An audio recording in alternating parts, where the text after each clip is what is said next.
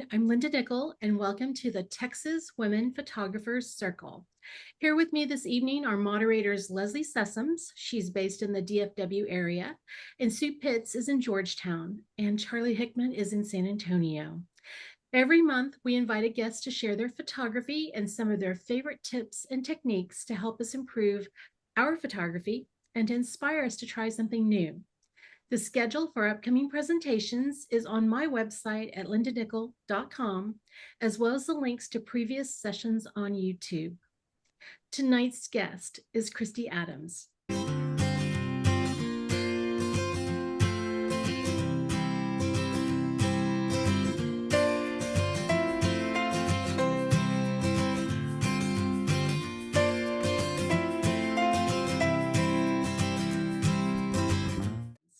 Kristy is a nature and landscape photographer based in the heart of the Pine Barrens of New Jersey. Her love for travel and exploration are well documented on her Instagram feed at Kristia Adams Photography, and her artwork can be purchased through her website, KristiaAdamsPixels.com. I will share those links in the notes in the show notes below. In tonight's presentation, Changing Seasons in the New Jersey Pine Barrens.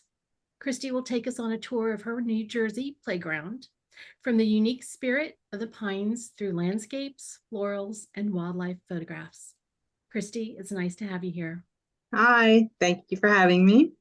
Like you had a choice. Yes, you get my very first presentation, so hopefully I don't stumble over my words too much. Well, you know what? And if you do, it's okay, because this is a great place. And I'd like to say this to other people that are, they're new to doing presentations. This is the perfect place to practice, because we're all learning and we're all just grateful and appreciative of the time that you took out of your personal, schedule to work on a presentation and share your story. And this is just a big circle of friends. So don't worry about flubbing, because I'm getting pretty good at editing the uhs and the ums, but for the most part, I'm not even concerned by that. So just be you and do your thing and share some beautiful stuff with us. Okay.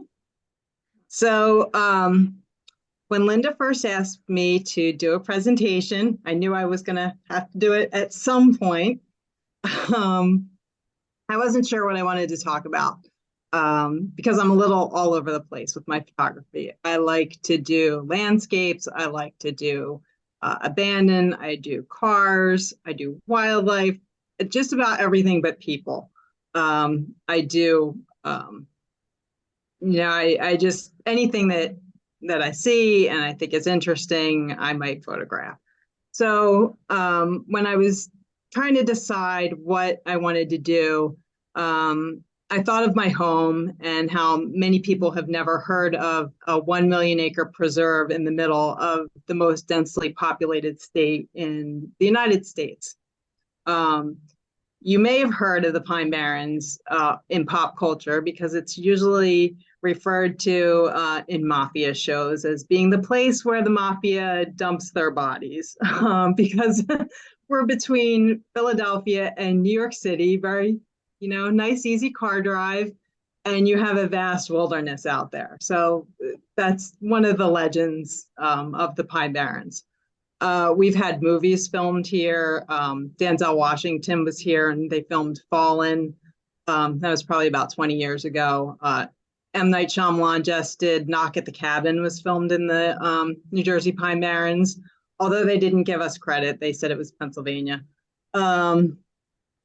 Josh Gates came from Expedition X in search of the Jersey Devil because he lives in our Pine Barrens.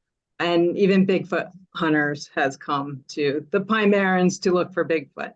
So I'm going to show you the real Pine Barrens. I have never seen the Jersey Devil, although you do hear some weird noises every now and again when you're out there and you wonder what might be out in the woods. So I'm going to show you the real Pine Barrens, the ones that I know and I explore. I was I've lived in the Pine Barrens, I work in the Pine Barrens, and I was raised in the Pine Barrens. So I've basically never left. So a few facts about the Pine Barrens. They make up 22% of New Jersey's total land area.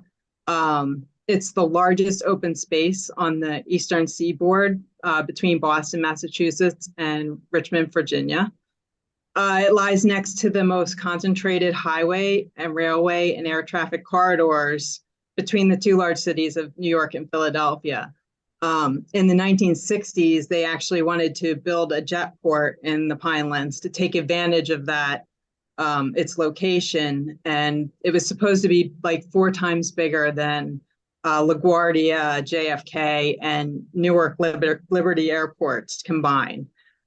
Luckily, conservationists, even the Department of Defense, which has some bases here, and the farmers banded together and were able to lobby Congress to pass legislation to protect the Pine Barrens.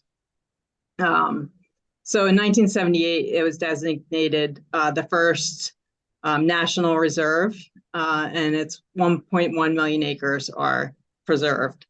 So it's a little, it's kind of a strange area because we have a lot of towns within the Pinelands, so it's not like a national park.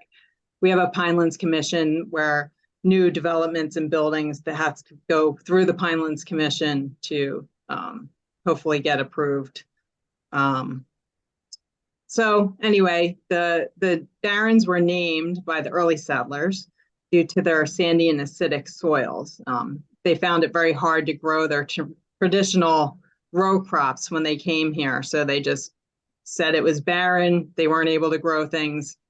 But cranberries and blueberries do very well here. There's no natural lakes in the Pine Barrens. We do have lakes, but they were mostly man-made. During the 17 and 1800s, we had a lot of industry that popped up in the Pinelands because we have a lot of bog iron. So they smelted the iron and used the rivers and streams to move goods and products out to the bay and up the coast, or out to the Delaware Bay and up into Philadelphia. So why are the Pine Barrens so important? This is a unique habitat, and it's home to more than 850 species of plants and 500 species of animals.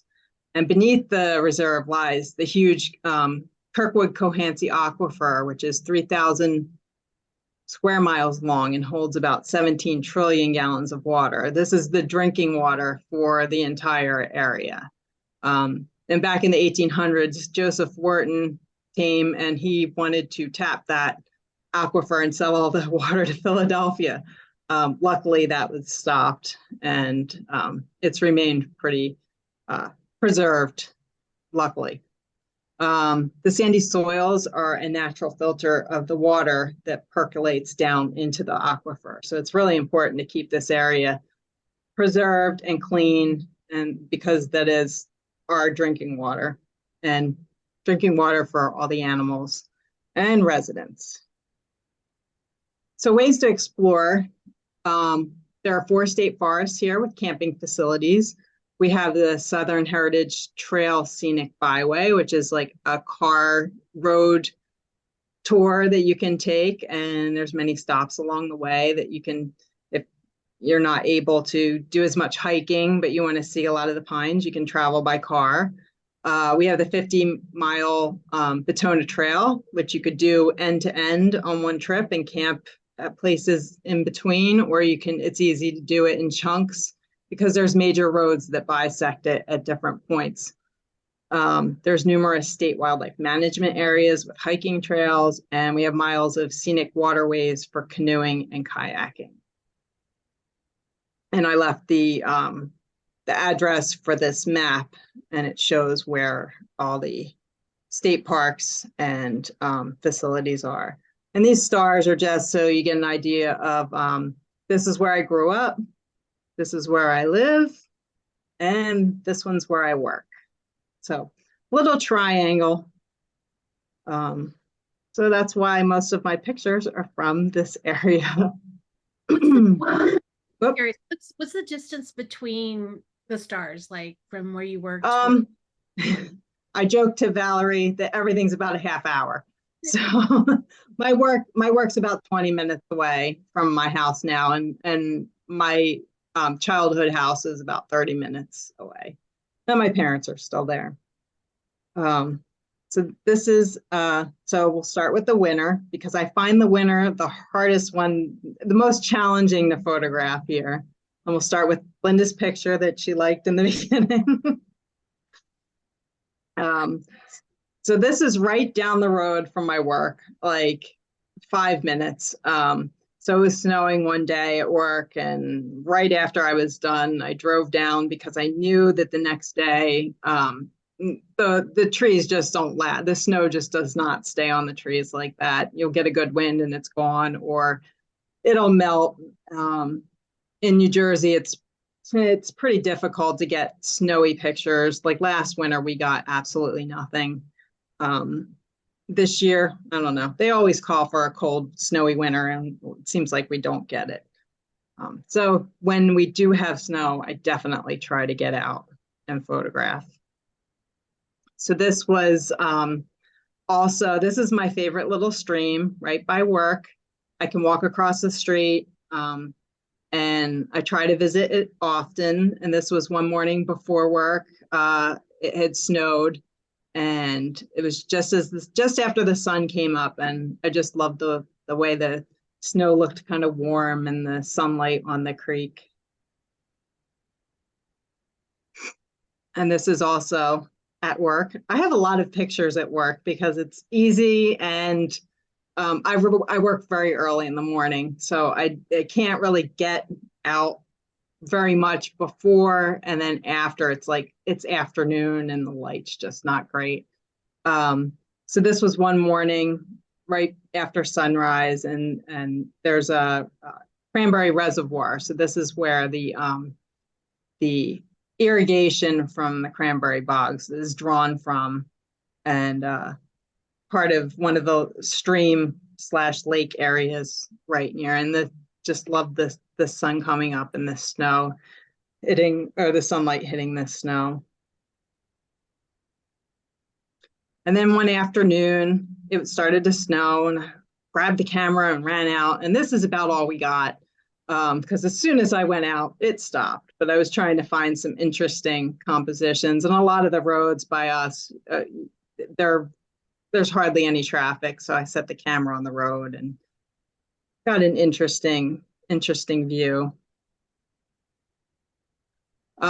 A lot of our little towns, they're historic towns, also have hiking trails. So this is a state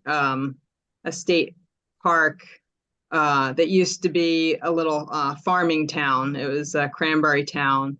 It was also the birthplace of the cultivated blueberry. So that's White's Bog.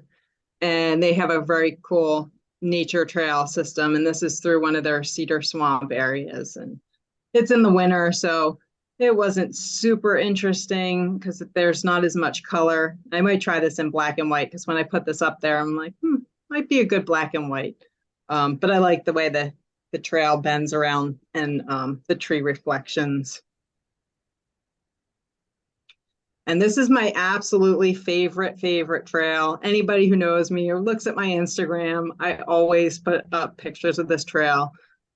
This is a new trail called the 1808 in Wharton State Forest. This is actually taken in February, and this is mountain laurel. So it looks like it doesn't usually lose all of its leaves, and it stays green during the entire year. So to me, this almost looks like spring. You can get like a little touch of spring in the middle of the winter.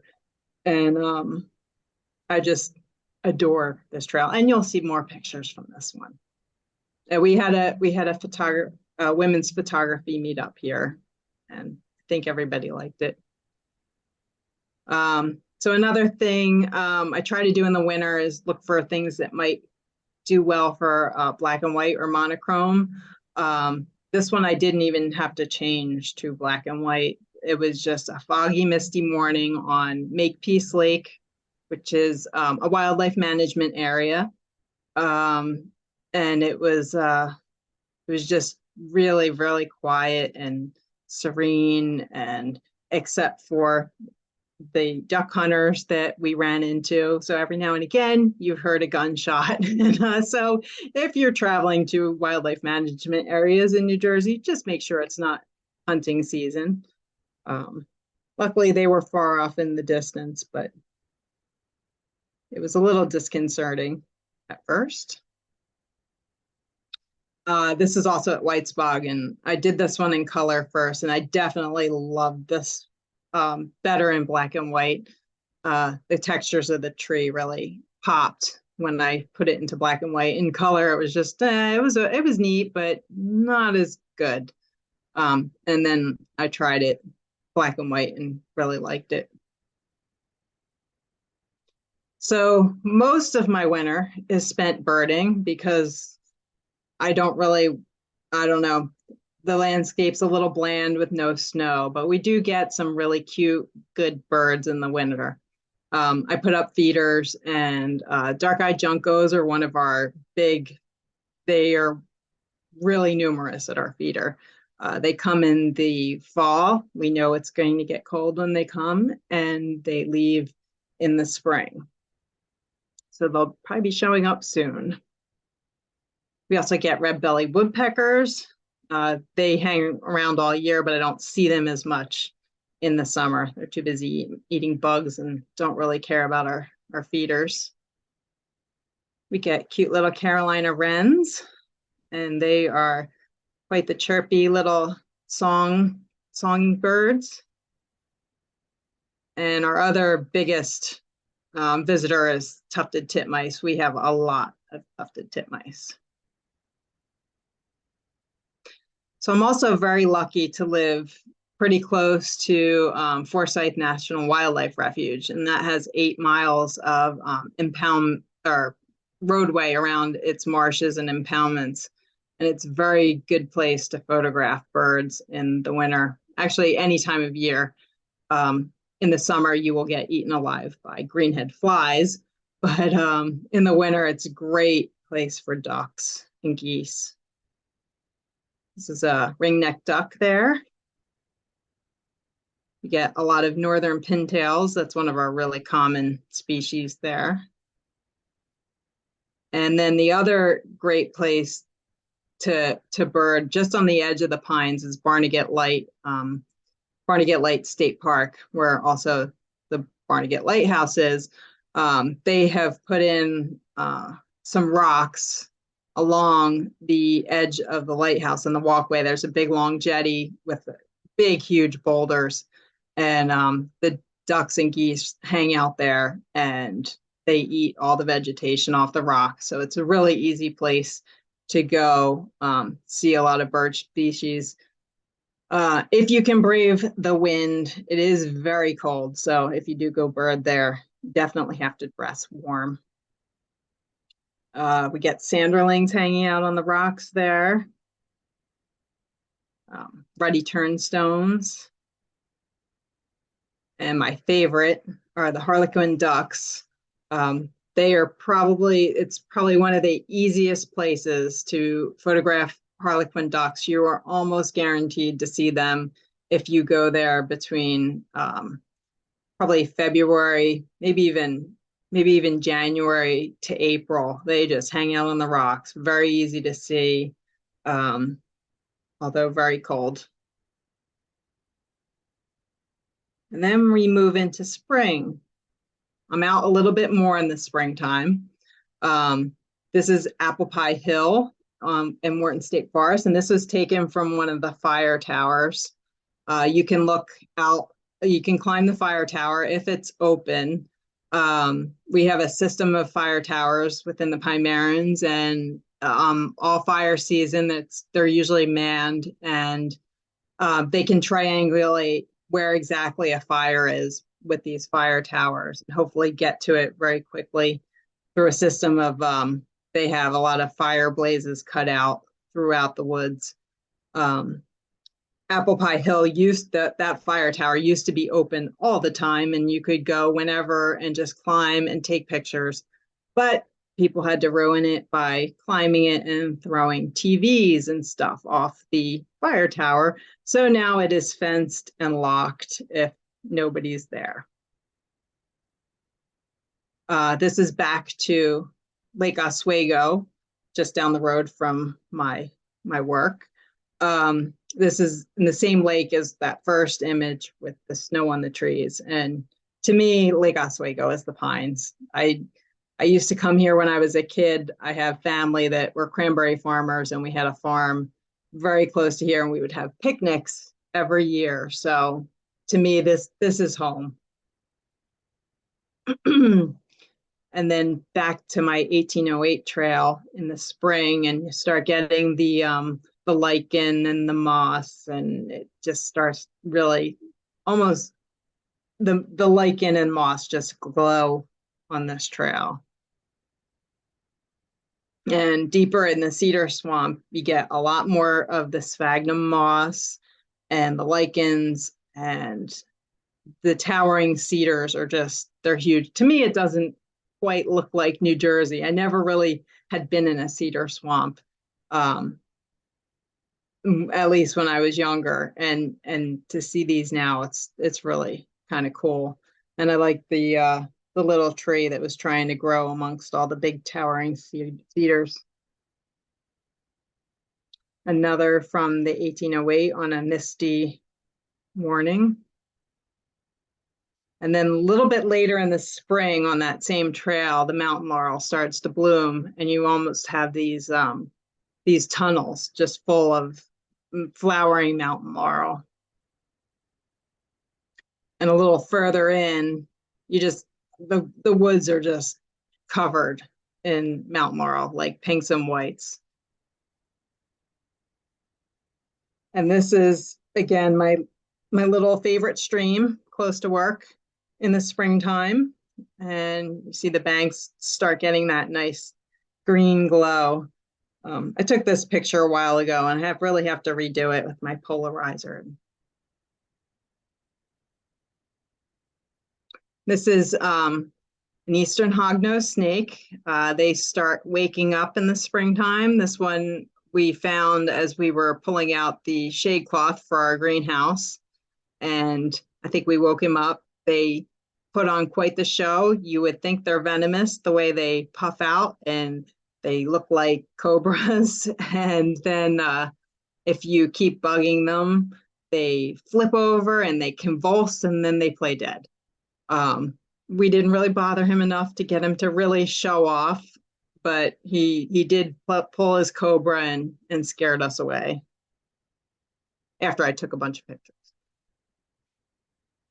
And then we also get a lot of frogs. You can hear them everywhere. You rarely see them. This guy was hanging out on the tree out front of my house, and I just barely saw him. Like, if he hadn't moved, I would have never seen him. His camouflage was just perfect. So that's the gray tree frog. We also have Pine Barrens tree frogs. We have spring peepers. We have leopard frogs. And you hear them constantly, but rarely see them.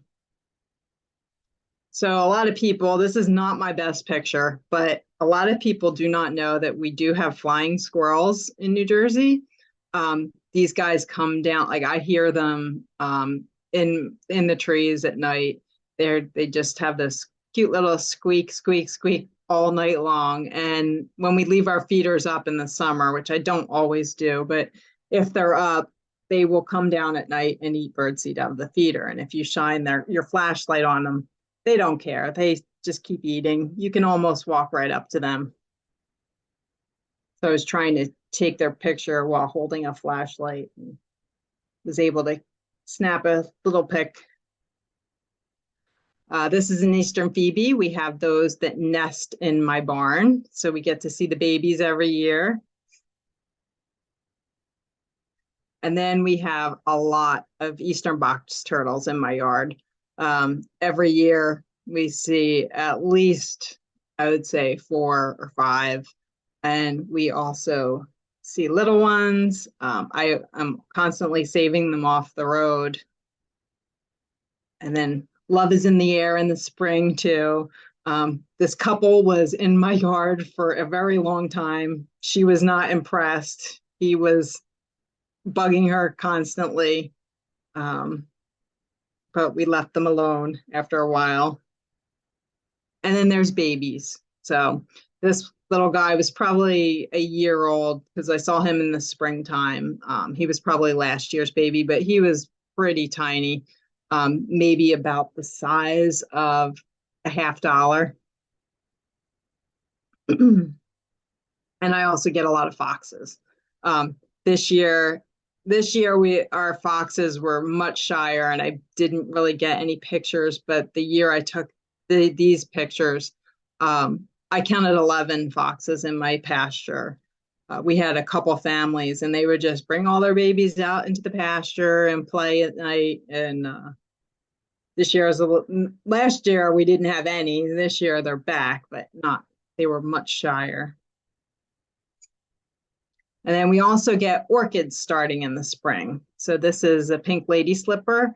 New Jersey has about 50 species of orchids, wild orchids, and we have 30 growing in the Pine Barrens. I have not seen nearly 30. I'm working on looking for them though. They're hard to find. People are very secretive with good reason. They don't like to share their location, so I don't blame them at all. So then we go into summer. This is the pygmy pine plains in Warren Grove. The pygmy pines are a very strange area that have intrigued scientists for many, many years. These are pitch pines, which we have all over the place, but these pines only get to be about 6 feet tall. And scientists believe it is because the soil in the pine plains is extremely nutrient poor, and it's much more dry than other places. So that could stunt their growth. They also think it may be because fire over the centuries was much more, this area has been hit more by it than other areas in the Pine Barrens. And also this area lays on a kind of plateau, and it's more buffered by the winds. The winds hit this a little more than they would in other sections in the Pine Barrens. So I'm not standing on anything. This is just, you can see for miles in this section of the Pine Barrens. And I came out here hoping for a really good sunset because there was a storm off to the west, but it wasn't as good as I had hoped it would be. This place is a little bit further from my house, so I don't get there as often. And this is another shot from the pygmy pine plains. This is also where Department of Defense has a bombing range, so you can occasionally hear the planes bombing this area. And very close to where I was. They have a base. So this is the Batstow Nature Trail. The Batstow is one of our little historic towns that was really big in the Revolutionary War. They made cannonballs there and smelt iron ore. And they have a big network of trails and mountain bike trails. So the Batstow is very close to my house, and also close to that 1808 trail. So I spend a lot of time walking on these trails, and I really like this was in the evening, and I got it so that the sun was hitting the back of the trail on the bridge. Sometimes I definitely take my camera on my way to work. And some mornings you just get that really nice misty morning in the summer. It's so humid, but there's a nice mist in the air. And this was one of those mornings I just stopped, and this is just roadside on my way to work. And this was the same morning I just turned around and faced the sun, and I like the nice glow on the trees and the mist, and kind of showed the trail going back into the woods. And this is a little town near me. This lake never disappoints. It always has such beautiful reflections when it's nice and still. And I just want to be friends with those people so I can sit on their little dock in those chairs. And I have a picture of the same lake in the fall, and it's just, the reflections here are just killer. So it's also blueberry season in the summer. And this picture on the left, I just had to get it and try and get the nice bokeh of the blueberries behind the berries that were in focus, and a nice detail shot of a clump of blueberries. It's what I spend most of my summer doing, picking blueberries, evaluating blueberries. Lindsay knows. And I recently started doing some macro photography. This was a damselfly at one of the little parks by me. There's a lot of wetlands, so these guys are really numerous. So you can take 100 pictures and hope you get one right. And the summer is also our season for wildflowers. So in the Pine Barrens, we don't have big, vast fields of wildflowers. You kind of have to look for them. And then when you find them, it's a really nice surprise. So I found this little weevil guy on some orange milkwort. And this is some swamp loosestrife, which is a very common plant that grows on our in our swamps and on our stream banks. And meadow beauty, which is really, really pretty, but the picture on the left is in a cranberry bog. So farmers don't really like that. It's a weed, but it sure is pretty. And when you find it out in the wild, it's a really, really pretty wildflower. And this is blue toadflax. These are really, really tiny flowers. They're about the size maybe of your pinky nail. But when you see them like in a clump, they give like a nice blue, looks like bluegrass, little tiny flowers on some grass. And summer is also when more of our orchids start blooming. So we have the grass pink orchid and the rose begonia, and they are two of our more common and easy to find orchids. And they're pretty common on the banks of some of our streams and rivers and in our marshy areas. And here's our fringed orchids. So we have the white fringed orchids on the left and the golden fringed orchids on the right. And there are clumps of these throughout the Pine Barrens.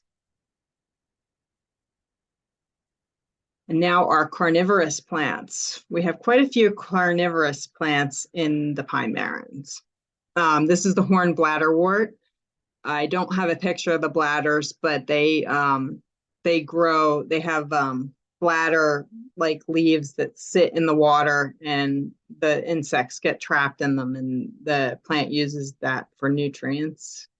And they think these carnivorous plants might have adapted to use insects because the soil's nutrient poor, and also our water is nutrient poor because it's pretty acidic from our iron ore and the tannins from our cedar trees and other plants. This is the threadleaf sundew, which captures insects on that sticky little liquid that's on the little hairs of the plant. And in my next image, you can see a poor little insect got stuck in that plant. Then we have the spatulate leaf sundew, which is more like a Venus flytrap, what you would picture, more people picture as a carnivorous plant, and the unfortunate insect that got stuck. And finally, we're going into fall. So in the fall, we start having some color. We don't have the really stupendous color some people have because we do have a lot of pines, so it still stays pretty green, but we do have flashes of color like this little maple that started showing. This was early in the fall, in the morning on a cranberry bog reservoir. But then as the fall goes on, the maples start turning a little more red and we do get some color. And it's probably some sassafras and sweet black gums and some oaks.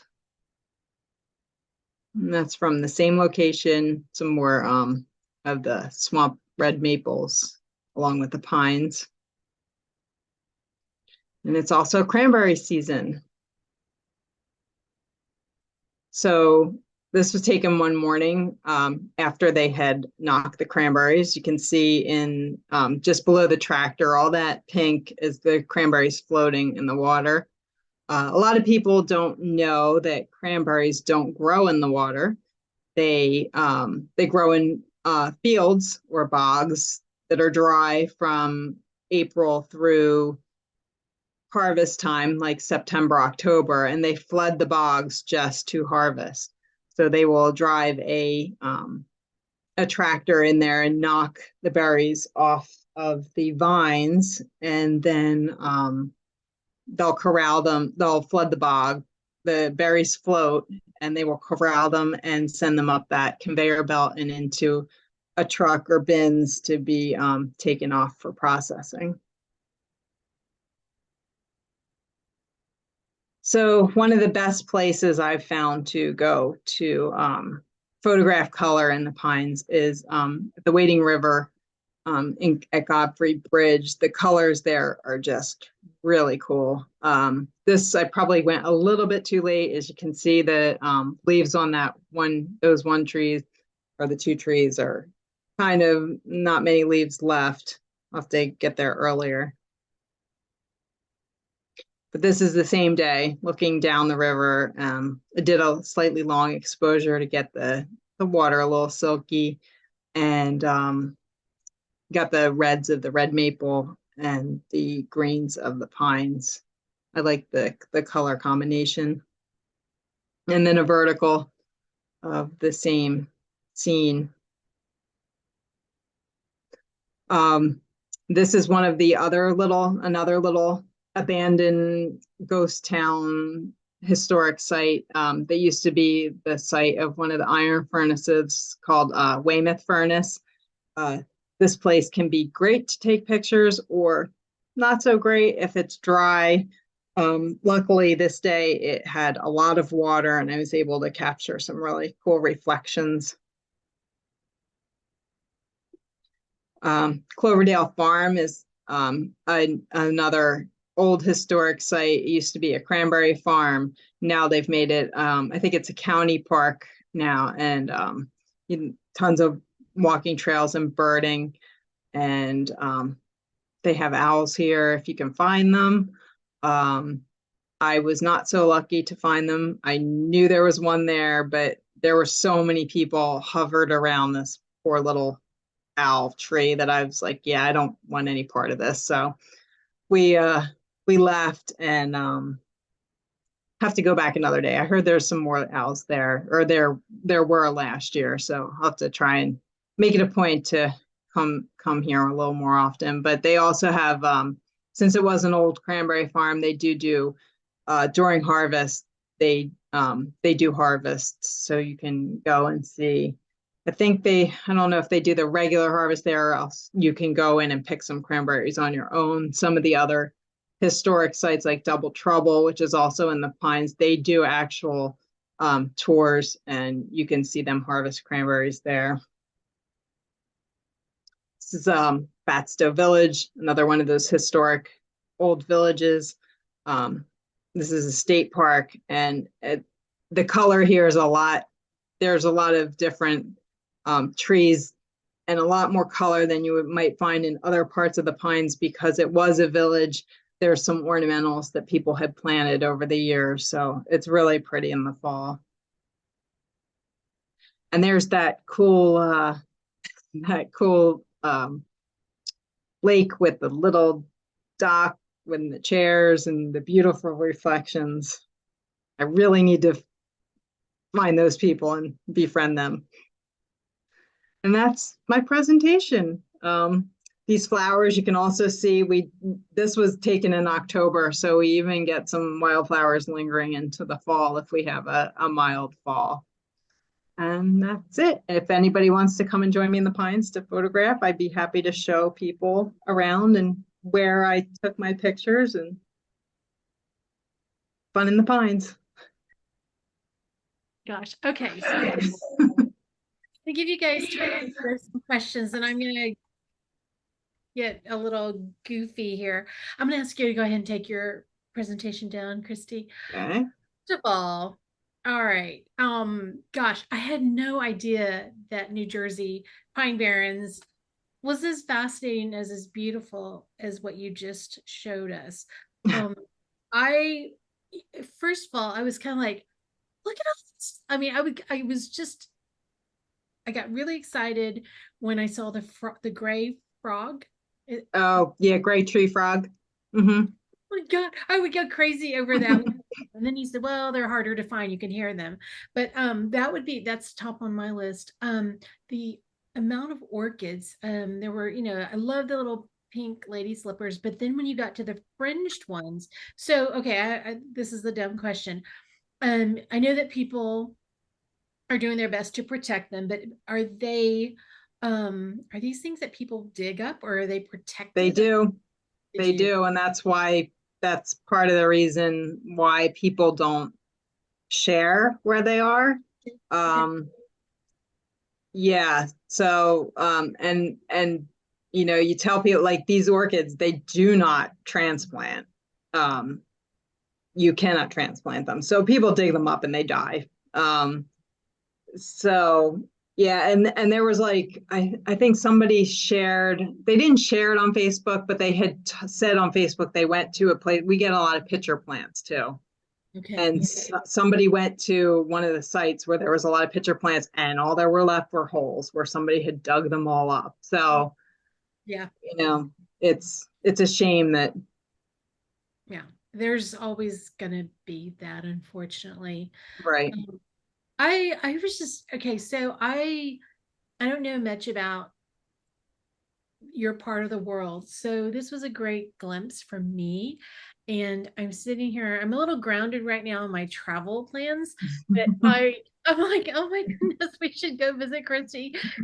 And I would love to come and photograph with you. The amount of birds that you have, we have I had to pare it down too. I was like, I don't know I can do just a whole bird thing. No. I mean, I think that was great because I thought, oh, we get the dark-eyed juncos. I think they just come through. I don't know where they're going.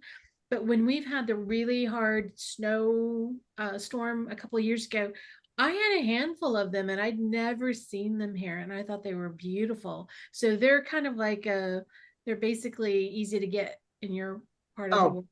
Yes, very easy. Yeah, so the titmouse, I've got a couple of those here. They're hard to find here. They kind of come to the feeders, so it was kind of fun to see the different.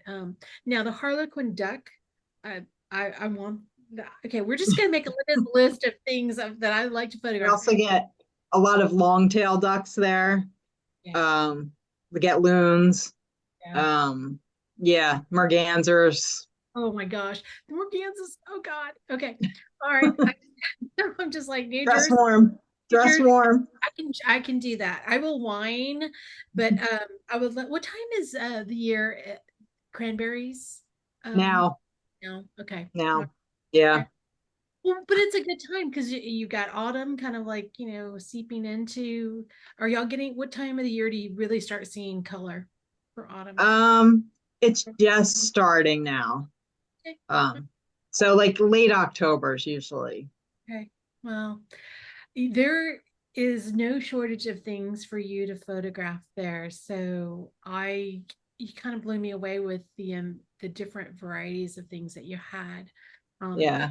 Because I don't see all of those. I see some of your travel photos, and I'm thinking, oh my gosh, you should be like doing more New Jersey stuff. Um, Yeah. Kristy, A I'm lot of not. people don't know that that's down here because, you think of like flew into Liberty, and then you see like just like almost little New York City, up north. And then you come down south and there's just woods and woods and woods. I had to laugh. There was a comment in here, and I think it was from Louisa, who was in the Poconos, and we had talked to her before we got started. There's a sign because when you started talking about people come and dump your bodies, dump bodies there, like what? So yeah, she said there's a sign in the Poconos that it's a remote area that there is now a posted sign that says don't dump your dead bodies here. So um that cracks me up. I mean, we laugh about it because I'm in Texas, I'm sure. I think if We you watch like I think on The Sopranos or something, they were always and The Godfather and stuff, they were going to the Pine Barrens to dump people, was wonderful. It was a great presentation. And for your first presentation, high marks, my friend. High All right. marks. Thank you Thanks. for thank you for doing this. I might have you come back and just do one on maybe some of the birds just because I'm selfish that way. So I have plenty of birds. well, they're different from there are a lot of ones, a lot of them that are different from what we have that I'm used to seeing. So I don't know. I'll give you a little break, breathe, and then I might like tap that again. So all right. I'm not seeing any questions, but I'm seeing a lot of nice comments, and I will definitely share the chat with you. So thank you, Kristy. I know that you probably were like, I don't want to do this, but I'm so glad that you did. Um, Well, so it was good to do my first one, like get it out of the way. it's out of the way. So now you're no pro. All right. You guys can connect with Kristy through her website, KristiaAdamsPixels.com. And on Instagram, you'll find her at Kristia Adams Photography. Our next meeting is on Thursday, October 5th, and Bree Stockwell will be here to share her presentation, Achieve Creative Goals with Confidence. Until next time, I hope that you get a chance to play and dream about autumn, and we'll see you in October.